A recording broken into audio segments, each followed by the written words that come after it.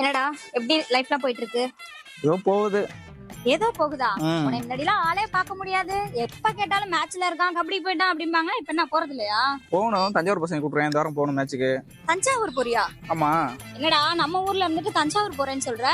இந்த ஊருக்கு விளாண்டு என்ன பிரயோஜனம்? ஒரு பிரயோஜனம் இல்ல. ஒருத்தன் கூட மதிக்க மாட்டான். இதே வெளியூர் கெஸ்ட் விளாட போனோம்னு வச்சுக்க, ராஜ மரியாதை கொடுப்பேன். அவனுக்கெல்லாம் சொன்னா புரியாது.